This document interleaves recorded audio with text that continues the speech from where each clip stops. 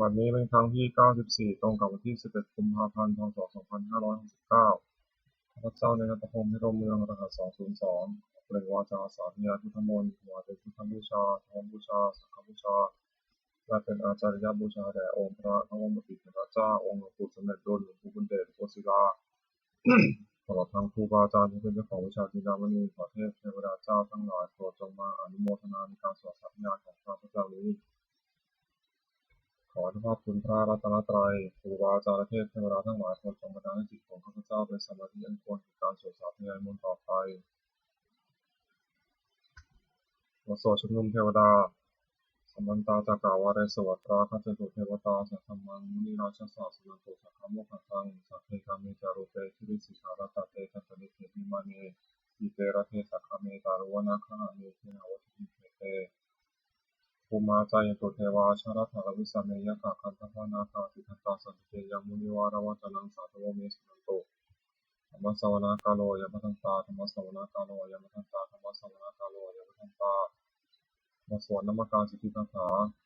นโมตัสสะภะคะวะโตอะระหะโตสัมมาสัมพุทธัสสะนะโมตัสสะภะคะวะโตอะระหะโตสัมมาสัมพุทธัสสะนะโมตัสสะภะคะวะโตอะระหะโตสัมมาสัมพุทธัสสะ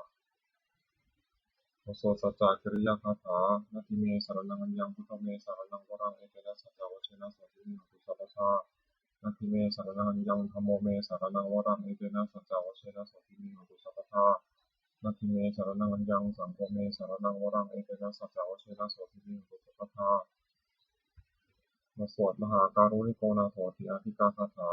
มหาการุณิโกนาโถอัฏฐายะสัพพะปริยังปุเรตวาปารามิสัทธาปโตสัพพะทุมุตตมังเอเตนะสัจจวัชนะมหาตุสุขิปทวามหาการุณิโกนาโถหิตายะสัพพะปริยังปุเรตวาปารามิสัทธาปโตสัพพะทุมุตตมังเอเตนะสัจจวัชนะมหาตุสุขิปทวามหาการุณิโกนาโถสุขายะสัพพะปริยังปุเรตวาปารามิสัทธาปโตสัพพะทุมุตตมังเอเตนะสัจจวัชนะมหาตุสุขิปทวามาสวดมหาสมัยสูตรเนวเมสุตังเอกังสัมยังภควาสัพพิสุวิหารติปปิลวัตถุมหาวเนมาตาภิกขุสังฆนาสัพพิปัสสะมะเตหิภิกขุสัพพิสัพเพวะอรหัตเตหิทัสสะหิจาโลกาภตุหิเทวตาเยปุเยนะสัมมิติตังวติทัพพะทัสสะระยะภิกขุสังฆจักอัตถะโคจตุนังสุทธาวาสกายิตานังเทวนังเอตัสสะโหเสยังโภภควาสัพพิสุวิหารติปปิลวัตถุสมิงมหาวเนมาตาภิกขุสังฆนาสัพพิปัสสะมะเตหิภิกขุสัพพิสัพเพวะอรหัตเตหิทัสสะหิจาโลกาภตุหิเทวตาเยปุเยนะสัมมิติตังวติทัพพะทัสสะระยะภิกขุสังฆจักยานุนามยปียนะภควาเตถะปัสสังฆามายามะปัสสังฆามิตวาภควโตสันเตปเจคาถาทัสสะยามติโคตาเทวตาสายถาปินามัทธวาปุริโสสัมมันทิตังวาภหังภาษาริยภาษาริตังวาภหังสัมมิทิยาเอวะเมวะสุทธาวาเสสุเทเวสุอัตตาริตาภควโตปุระโตปตุรังสุอัตถโคตาเทวตาภควันตังอภิวาเทตวาเอกมัตังอัตถังสุเวกมัตังพิตาโขเอกาเทวตาภควโตสันติมหันตังอัปปาสิมหาสัมโยปวานัสสมิเทวกายาสมัคตาคัตตัมหะอิมันธรรมะสัมยังหิตาเยวะอปราชิตาสันติ ตถาคตปราเทวตาภควโตสันติเกยิมะทังอาภัสสีตตาภิกขโวสมาทังสุติตังหัตถโนสุกรรมตังสุสารถิวาเนตานิกานิตวาอินทินานิพระคติปฏิตาติตถาคตปราเทวตาภควโตสันติเกยิมะทังอาภัสสีเชตวาคีลังเชตวาปริคันทักินังโอหัสมะเมชาเตจารติสุขาวิมลาจักขุวตาสุขตาสุสุนันติตถาคตปราเทวตาภควโตสันติเกยิมะทังอาภัสสีเยเจติพุทธังสารนังคตาเสนะเตธมิสัตติยะปายะภูมิมหายามนุสัมมิยังเทวกายังปริโภคสัพพิติ อัตถโกภควาภิกขุมันเตสีเยปุเยนะภิกขเวทัสสะโสโลกาจันตุเทวตาสันนิพิตังอุติตถาคตังทัสสะนิยาภิกขุสังฆัจจะเยปิเตภิกขเวสุมติตัมมัทนังอรหันโตสัมมาสัมพุทธาเตสติภควตานังเอตปรมาเยวะทิวตาสันนิพิตาเอโสสยถาภิมหังเอตาระหิเยปิเตภิกขเวภูสติยนะคตัมมัทนังอรหันโตสัมมาสัมพุทธาเตสติภควตานังเอตปรมาเยวะเทวตาสันนิพิตาภูสติสยถาภิมหังเอตาระหิอาจิตติสัมมิภิกขเวเทวะกายนามานิจิตายิสัมมิภิกขเวเทวะกายนามานิ เอสิสามิภิกขเวเทวะกายนามานิทังสุนัตถะสัตุกัมมนะสุโรธะอาสิสามิภิเอวัมปเตติโพเตติภูภควโตปัตตสงฆ์ภควายตันโวตะสิโลกามนุปัสสามิยถาภูมาตัสสิตายเยสิตาคิริขัพพลังปณิตัสสะสมัหิตาปิติสิหาวาสานีนามมหันสาธิสัมมุทโธโอทาตมัสสะสุทาวิปัสสนานามิลาปิญโยปัจจตเตยตวาวเนกะเวตวัตเวตตโตมันติสัทธาสาวกเทสัสสะเน ศาสเนระเตเทวกายาภิกตาเตวิชานาถาภิกขโวเยวะเตจาอัตปะมะกรุสุตตบาพุทธาสสนังเตสัมปะตะระหุยนังอมนุสานาสนังอเปเกสตะมัทธโคสาสังอัฏฐสัตตริงสตังเอเกสาสานังอมนุสานวัตสุงอเปเกนะตมัทธโคทิสาสภาพุตตะหูตัสสะสภามิยะวะกิตวานะจัตมาตะตวามติสัทธาสาวเกสัสสเนระเตเทวกายาภิกตาเตวิชานาถาภิกขโวเยวะทิตาดีสามิทิตาหิอนุปุปปะโสสัตตสหสาเวทาภมากปิลวัฏวัยทิมตชุติมตวันนวันตายสัสสินมัตนานิกรรมภิกขุนังสุขิโกนังชาสหัสสาหิมวัตายฐานันตวิโนทิมตชุติมตวันนวันตายสัสสินมัตนานิกรรมภิกขุนังสุขิโกนังสาตากิราติสหัสสายฐานันตวิโนทิมตชุติมตวันนวันตายสัสสินมัตนานิกรรมภิกขุนังสุขิโกนังอิเจเตโสรัสสหัสสายฐานันตวิโนทิมตชุติมตวันนวันตายสัสสินมัตนานิกรรมภิกขุนังสุขิโกนังเวสามิตาปัสสตายฐานันตวิโนทิมตชุติมตวันนวันตายสัสสินมัตนานิกรรมภิกขุนังสุขิโกนังภูมิโรราชาไทโกเวกุลสานิเวสนังพิโยนังสตัสสะสามิยะขานังภูมิรูปสติภูมิโรราชาไทโกโสภคาสมิโกนังปุเรมันจาติสาราชาทัตตาลัทโทปสาสติกันทัพนังอธิปติมหาราชายะสัสสิโสปุตตปิตาสาทังโวยธรรมนามาภาลายทิมตสุติมตวันนาวันตายสัสสินมัตนาภิกขุภิกขุนังสมิโกนังทักขินันจาติสาราชาวุโรโหตปัสสาสติมัทนาธิปติมหาราชายะสัสสิโสปุตตปิตาสาทังโวยธรรมนามาภาลายทิมตสุติมตวันนาวันตายสัสสินมัตนาภิกขุภิกขุนังสมิโกนังมัชฌิมันจัตติสังราชาวุปะโขภาษาสตินาคณะธิปติมหาราชายสัสสิโสปุตตปิตาสาภาโวอินทมานามาภาลาอิทิมโตทิติมตวันนวัตายสัสสิโนมัทนาภิกขุภิกขุนังสมิโกนังอุตารัญจัตติสังราชากุเวโรตปัสสะสติยะคณะธิปติมหาราชายสัสสิโสปุตตปิตาสาภาโวอินทมานามาภาลาอิทิมโตทิติมตวันนวัตายสัสสิโนมัทนาภิกขุภิกขุนังสมิโกนังปุริมาทิสังพตานัตโถทักขิเนนะวุรุณหะโตปชิมินะวุรุปะโขกุเวโรอุตังทิสังทัตตาโลเตมหาราชาสมันตาจตุรทิสาทัตตาลมนาทัสสุวเนคปิตาวัชเวเตสัมมัญญาวิโนทัสสาภูริจนิกาสัทธามยตุเตทุเวเตทุวิภูตาวิภูโตสหะจัตถโนกามะเสโถจากิโนคันธุนิคันธุจาปนาโทปามิโนจาเทวสุโตธรรมจริกิตัสเสโนตนะตะโพนโรอาชาชโนตะโพอาภูปัจจสิโธเทวะทิมพโรสุริยวัชสาเอเตเตมิจาราชโนคัตตาภาสาราชมิโมธรรมนาภิกขุภิกขุนังสมิโกนังอัฏฐภูนภาษานาคาเวสาราสหตัชกากาภาลสัตตาภูปยาภาสหายาลิยามุนาทัตตาลภาตะอัสุรพยาสิโลเอราวันโนมันนะโคโสปะคัสมิโกนังเยนะคาราเชสหสาหารันติปิภิชาปกิวิสุทธิจักโววิหาริกะเวหายสาเตวนามัชฌัปตาจิตาสุปนาอิติตัสสะนามังกัมพยันตถานาคาราชนามาสิสุปนโตเขมะวะกาสิบุตังสันนิวัตติปวายันตานาคาสุปนาสารนามะกังสุบุตังชิตาวชิระหัตเถนะสมุทาสุรสิตาภตารวาสาวเสเตอิมโตยัสสิโลกาลคัจฉามาภิสมาอสุราคานาเวทัสสาหุตติกิสุติวิจาปะหารโทนมุทิสหสตตาปริปุตตานังสัพเพโรจนะมะกาสันนิตวาปริเสนังราหุปทามุปาขมุงสมิยทานิทังเตปิปุนังสิริวนังอาโปเตเทวาปฐวิจาเตชวายโยตถาขมุงวรุณาเทวาสมโมเตติสัทธาสหเมตตากรุณากายิกาตุเทวายสัสสิโนทัสเสเตทัสสะกายสัพพินาตวนิโนอิทิมันโตชุติมันโตวันนาวันโตยิสัสสิโนมัทธวนาภิกขุภิกขุนังสมิริวนังเดโทจะเทวาสานิจะอสมาจิตเวรมาจัตสุเวสัทเทวาจันทมะภูกุรกิตาสุริยสุเวสัทเทวาสุริยมะภูกุรกิตานะขันติภูรกิตวาภูมิทวลากา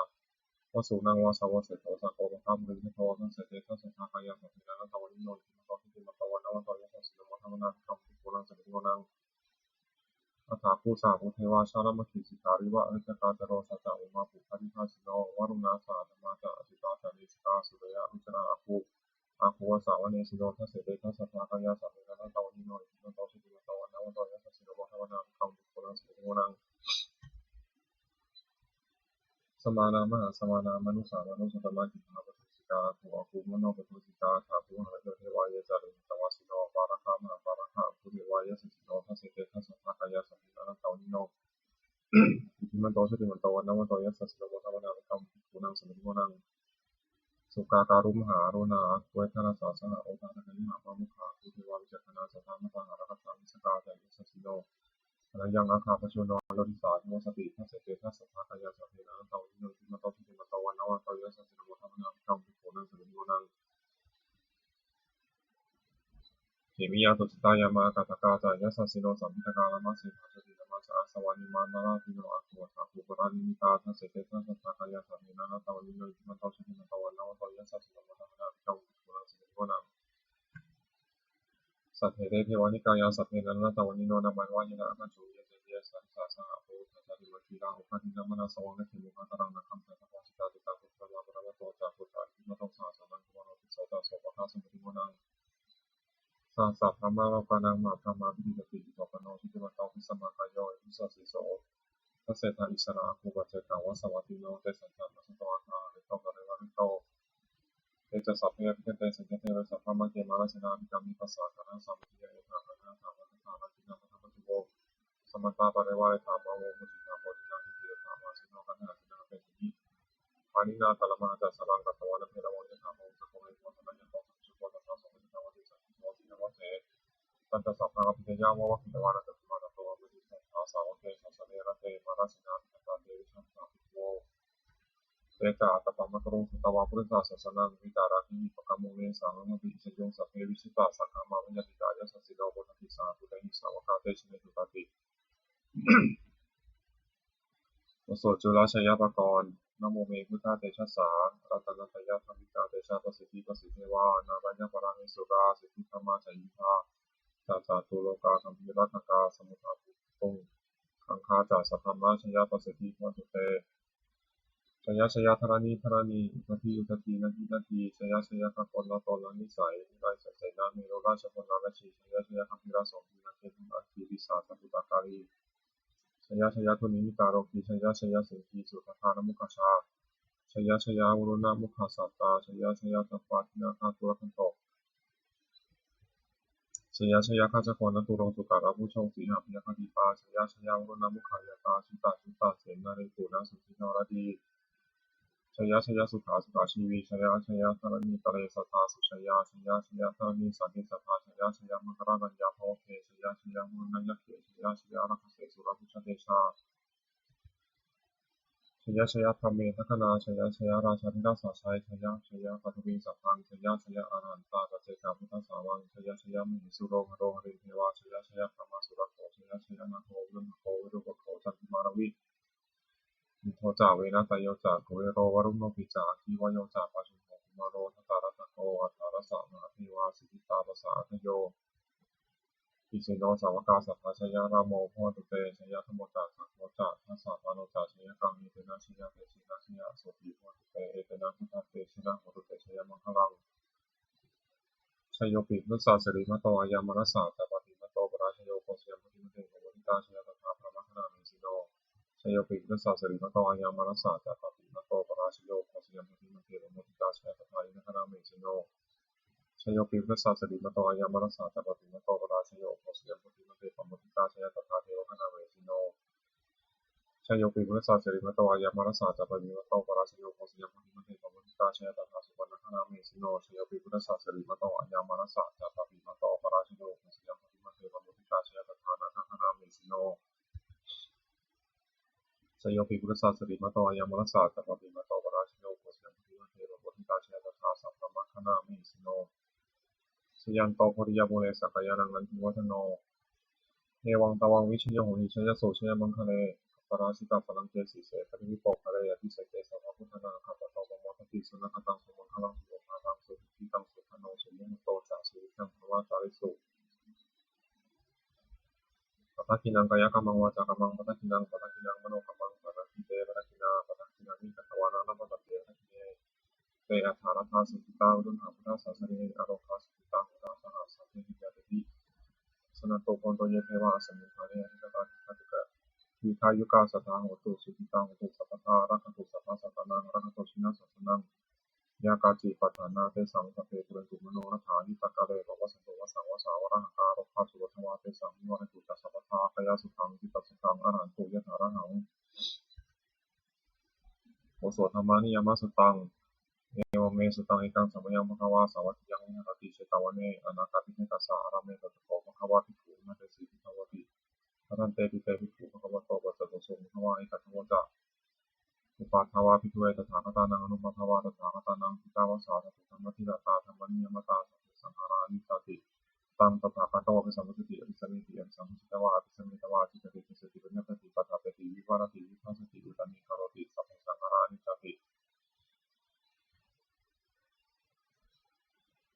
ทาวาภิกขเวตถาคตานังอนุปาทาวาตถาคตานังทิตาวาสาธโตธรรมทิตาตาธรรมนิยมตาสัพเพสังขาราทุกขาเอตังตถาคตอภิสัมพุทธิอภิสมิติอภิสัมพุทธิตวาอภิสเวตวาอาจิคติเทสติปัญญาเปติปัฏฐาเปติวิวารติวิภัสสติพุตตานิกโรติสัพเพสังขาราทุกขาติอุปาทาวาภิกขเวตถาคตานังอนุปาทาวาตถาคตานังทิตาวาสาธโตธรรมทิตาตาธรรมนิยมตาสัพเพธรรมาอนัตติตังตถาคตอภิสัมพุทธิอภิสมิติอภิสัมพุทธิตวาอภิสเมตวาอาจิคติเทสติปัญญาเปติปัฏฐาเปติวิวารติวิภัสสติอุตตานิกโรติสัพเพธรรมาอนัตติอิทัมวะโวจาภควาตมะเตปิโกภควะโตภาสิตังอภินันทุติมาสวดทัตเตกรตะคาถาแปลอภิตานานวากามายานปฏิกังเสียนะคะตั้งบุคคลมีความตามที่ถึงสิ่งที่ร่วมไปแล้วด้วยอะไรและไม่พึงพะวงถึงสิ่งที่ไม่มาถึงยะถาเทตัมเป็นยินตังอปัจจานะคะตั้งสิ่งเป็นอดีตแล้วไปแล้วสิ่งเป็นอนาคตที่ยังไม่มาปัจจุบันนั้นจะโยธรรมังตถาตถาวิปัสสติอสังนิรังอสังกุปังตังวิธามุนุภรวันเยผู้ใดเห็นธรรมเกิดขึ้นเฉพาะหน้าในที่นั้นเนี่ยจัดแจ้งไม่แน่ไม่ควรใช้ควรพอพูดนะคะเช่นนั้นไว้การใช้ว่ากิจจามาตับปังโกชัญญาเมื่อนั่งสู่ความเพียรมีกิจที่ต้องทำวันนี้ใครจะรู้คำตอบในห้องนี้นาฮิโนสังฆารันเตนะมหาเสนนะมัจจุนาภกันทีธรรมจุราซึ่งมีเสนามายุมีสำหรับเราวังวิหารมาตับปีของเราตามกันตามตังเวรติกระโตเตชโตวัติกเตมุนีผู้สงบย่อมกล่าวด้วยผู้มีความเพียรอยู่เช่นนั้นไม่เกียจคร้านนักกลางวันกลางคืนว่าผู้เป็นอยู่ในเพียงราตรีเดียวก็น่าชมบทสวดธรรมะสังเวชปัจเจกขณะแปลสัพเพสังขารานิจจาสังขารคือร่างกายจิตใจและรูปธรรมนามธรรมทั้งหมดซึ่งมันไม่เที่ยงเกิดขึ้นแล้วดับไปมีแล้วหายไปสัพเพสังขาราทุกขาสังขารคือร่างกายจิตใจและรูปธรรมนามธรรมทั้งหมดซึ่งมันเป็นความยากเพราะเกิดขึ้นแล้วแต่เจ็บตายไปสัพเพธรรมานาตาสิ่งทั้งหลายทั้งปวงทั้งที่เป็นสังขารและไม่ใช่สังขารทั้งหมดซึ่งไม่ใช่ตัวไม่ใช่ตนไม่ควรถือว่าเราว่าของเราว่าตัวตนของเราทวงชีวิตตั้งชีวิตเป็นของไม่ยั่งยืนทวงมรณะความตายเป็นของไม่ยั่งยืนอวสังไม่ยามไม่ตัดทางเราจะถึงตายเป็นแท้มรณะปริโยสานังเมชีวิตตั้งชีวิตของเรามีความตายที่ไม่สุดรอบชีวิตตั้งเมอนิยตังชีวิตของเราเป็นของไม่เที่ยงมรณะเมนิยตังความตายของเราเป็นของเที่ยงวัฏฏะควรที่จะสังเวชยังกายโยเจรังร่างกายนี้ไม่ได้ตั้งอยู่นานแต่เป็นตามวิญญาณโนการต่อสตาวิญญาณชุดโตอันเขาทิ้งเสียแล้วอธิเสสติจากนนทัพปัตวีซึ่งจริงกริงครังว่าพุทธตังว่าต้นไม้และต้นปืนและทำประโยชน์นี้ได้อนิจจาวัฏสังขาราสังขารไม่ที่หนออุปาทวายะธมิโนมีความเกิดขึ้นและมีความเสื่อมไปเป็นธรรมดาอุปาชิตวานิโรธติมันเกิดขึ้นแล้วย่อมดับไปแต่สังยุปสมโมสุขความเข้าไปสงบระงับสังขารทั้งหลายสำเร็จยิ่งสัพเพสัตตามรติจาสัตว์ทั้งหลายทั้งปวงกำลังตายอยู่ไม่ได้สู่จำเริญสาเลที่ตายแล้วและกำลังจะตายตาเถวะหัมบริสามีเราก็จะตายอย่างนั้นเหมือนกันนั่นที่นี่เอกาสังสยความสงสัยในความตายนี้ไม่มีแก่เราเลยบทสวดเมตตายังกิจิกุศลังกัมมังสัพพิหิพระเตหิกตังพุญญังโนอนุโมทโตสุนันโตโพโตเยเทวะอสริฐานียพิจตาทิคายุตาสัทธาโตสุขิตาโตทุกขาโตมุตโตมาตาปิตาสุขิตาโหตุทุกขาโตมุตโตสัพเพยติกาสุขิตาโหตุทุกขาโตมุตโตสัพเพอยติกาสุขิตาโหตุทุกขาโตมุตโตสัพเพปิสาสัพเพยตาสัพเพเปตาสุขิตาโหตุทุกขาโตมุตโตสัพเพอาจารยุปัชฌยสุขิตาโหตุทุกขาโตมุตโตสัพเพนัคขตาสุขิตาโหตุทุกขาโตมุตโตสัพเพเทวาสุขิตาโหตุทุกขาโตมุตโตสัพเพสามาตินังสมิชันตุโวส่วนบูชาหลวงปู่ทวดนะโมโพธิสัตว์คันธิยาอิติภควานะโมโพธิสัตว์คันธิยาอิติภควานะโมโพธิสัตว์คันธิยาอิติภควาปฏิภาณคาถายาเทวตาสันติวิหาราวาสนิจุเปคะเรมณิคะเรตันติตาธรรมะทานินาโหตุจิตาโสติกโรตุภาวิหารามัทเรเถราจัมชานวกาสโวสารานิกาธนปฏิวัสนาคามาติสานิธรรมาติสาราสปานพุตาสุจิตาโหตุเตชราพุชาเยติจานะสัมภวาสังเสรตาอัทโวปปาติกานิยานิกังธรรมวรังปฏิจเตสัพพิติทุกขสักการโตสังขยังตาตุจิรังสตังธรรมโมธรรมตราจักราสังโฆตุสมัคควะอัฏฐายะจาหิตายะจาอันเถระคตุสัมโมสัพพิติธรรมจาริโนวุฒิสัพพะปุรยามะธรรมเมอริยปาเวทิเตปสันนาโหตุสัพเพติปานิโนพุทธาศาสเนสัมมาธัมมังภวสันโตกาลเทวะภวสตุวุฒิภาวายะสัตตานังนิทังนิสุมิทังนิมาตาปิตาจาตาชามิจังรัตติปุตตังเอวังธรรมเนะราชโนปสังรัตตุสัพพะเทวตาวิโยชนะคาถาทุกขปัตตาชินิทุกขาพิยปัตตาชินิพิยาโสขปัตตาชินิโสขาทุกขเพตินานิโนเอตาวตาจามิสัมปตังปุญญสัมปทังสัพเพเทวานุโมทตุสัพพะสัมปติสิทธิยาทานังทัตุสัพพยาสีรังรักตุสัพพะภาวนาพิจาตังตุขชันตุเทวตาคตา สมังคนคาถาโหตุสัพพังสมังครังราคันตุสัพพเทวตาสัพพพุทธานุภาเวนะโสติโหตุเนรันตรังโหตุสัพพังสมังครังราคันตุสัพพเทวตาสัพพธรรมานุภาเวนะโสติโหตุเนรันตรังโหตุสัพพังสมังครังราคันตุสัพพเทวตาสัพพสังฆานุภาเวนะโสติโหตุเนรันตรังสัพเพพุทธาภรปัตตาปเจกันันตยมพลังอรหันตานัจจติชนะรักขมธรรมิสัพพโสสัพเพพุทธาภรปัตตาปเจกันันตยมพลังอรหันตานัจจติชนะรักขมธรรมิสัพพโสสัพเพพุทธาภรปัตตาปเจกันันตยมพลังอรหันตานัจจติชนะรักขมธรรมิสัพพโสสัพเพพุทธาภรปัตตาปเจกันันตยมพลังอรหันตานัจจติชนะรักขมธรรมิสัพพโสสัพเพพุทธาภรปัตตาปเจกันันตยมพลังอรหันตานัจจติชนะรักขมธรรมิสัพพโสสัพเพพุทธาภรปัตตาปเจกันันตยมพลังอรหันตานัจจติชนะรักขมธรรมิสัพพโสสัพเพพุทธาภรปัตตาปเจกันันตยมพลังอรหันตานัจจติชนะรักขมธรรมิสัพพโสสัพเพพุทธาภรปัตตาปเจกันันตยมพลังอรหันตานัจจติชนะรักขมธรรมิสัพพโสสัพเพพุทธาภรปัตตาปเจกันันตยมพลังอรหันตานัจจติชนะรักขมธรรมิสัพพโสด้วยอำนาจแห่งบุญกุศลที่พระเจ้าได้สวดสาธยายพระพุทธมณีข้าพเจ้าขอน้อมเกล้าบริถวายเป็นพระราชกุศลแด่สมเด็จพระนางเจ้าสิริกิติ์พระบรมราชินีนาถพระบรมราชชนนีพันปีหลวงผู้เสด็จสู่สวรรคาลัยขออานิสงส์แห่งบุญกุศลนี้จงเป็นสวรรค์สิริมงคลแก่ข้าพเจ้าแก่ข้าปลอดภัยจากทุกโศกโรคภัยอันตรายทั้งปวงที่มีแรงมาได้สุจริตมั่นคงเป็นสัมมาอาชีพและชอบธรรมเพราะว่าไม่มีโยชน์แก่ยากจนขออย่าได้มีแก่ข้าพเจ้าเหมือนพระเจ้ามีสมาธิตั้งมั่นในพระธรรมคำสอนองค์สมเด็จพระสัมมาสัมพุทธเจ้าดำรงอยู่ในความดีงามตลอดกาลนานทั้งขอเทพเทวดาทั้งหลายผู้ได้อนุโมทนาสักการบุญกุศลนี้ขอประสิทธิ์ประสาทพระน้อมส่งอนุภาพในมงคลจะสู่วัตถุมงคลข้าพเจ้ายศสิริทั้งฝ่ายไทยและฝ่ายลาวรวมถึงวัตถุมงคลทั้งปวงที่สาธุเคยจะสร้างขึ้นและเปลี่ยนด้วยพุทธานุภาพเทวานุภาพและอนุภาพศักดิ์สิทธิ์ทั้งหมดขอให้มีสิริมงค